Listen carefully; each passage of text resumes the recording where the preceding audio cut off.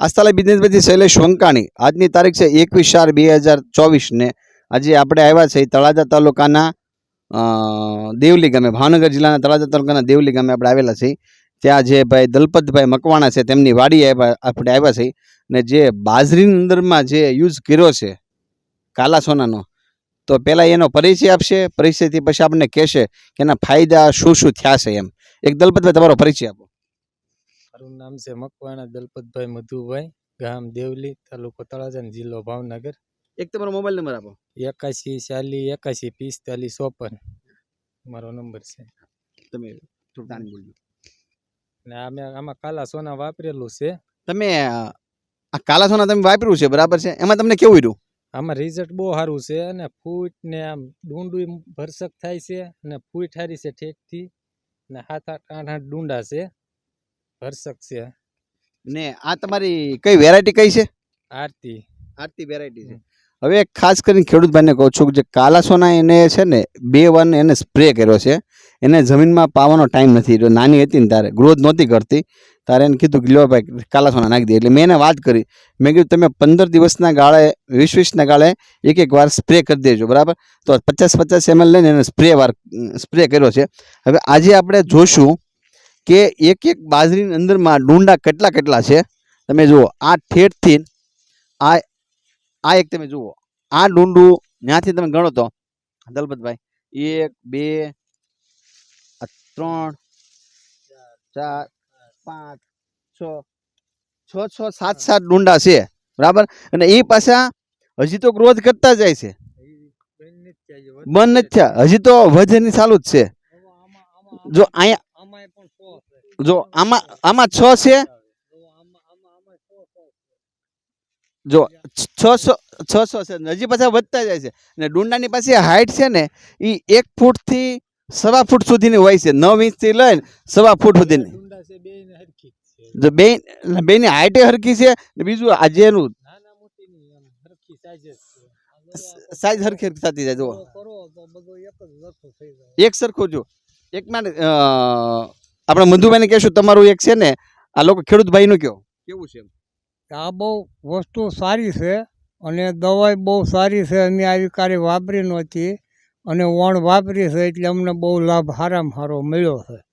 અને બહુ બાજરી સરખી સારી છે, 7-7 8-8 રાડા છે અને બહુ સરસ છે. અને આ જ દવા વપરાય એમ. તમે બીજું એક તમને કે સુકારો બતાવી છે બાજરીમાં? નહીં, ક્યાંય સુકારો દાણો નથી. નકર અડધી બાજરી સુકાઈ જતી. ને બીજું એ કે આપણે એક ડુંડી એટલે કે એક બાજરામાંથી 7-7 8-8 રાડા અને હજી કોળતી જાય છે એવા તમે બતાવો ભાઈ, સાગરભાઈ કે બતાવો કેટલા છે ને. થોડાક નજીક આવીને દાદા ગણાવો તો બધાના. હા, 4 100 ને આ ક્યાં ગયું? ઓલામ છે 6 આમાં છે, આમાં 7-8 છે. અને હજી જુઓ આ બધા નીકળતા જાય. જો આ નાના છે એ બધા ફૂટતા જાય છે, બંધ જ નથી થતો. બોલો, હજી તો આમાં એવું છે, જો નીકળતા જાય. જો હજી આ છે, તમે જુઓ આ બધી કોળતી જાય છે. જુઓ ગાભા કાઢતી જાય છે. એમ તમને આનો અંદર ઉતારો કેવો બેસશે એવું તમને લાગે દાદા? બહુ સરસ સારો બેસશે. ખેડૂત ભાઈઓને કહો તો. હા, 3 કળશીનો ઉતારો આવવો જોઈએ. 3 કળશી નો ઉતારો આવવો જોઈએ એટલે 60 મણ વીઘે.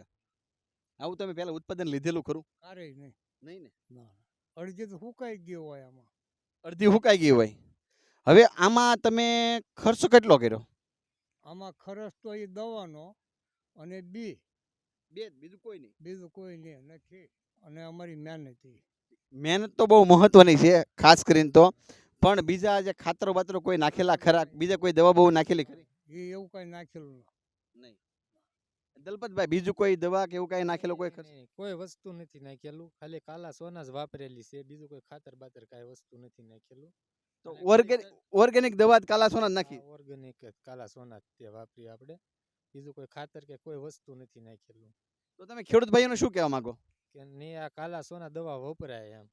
અને મૂળનો વિકાસ સારો થાય છે અને કોધ વધે છે અને આમ ભરતીમાં સારું આવે છે ડુંડું તે.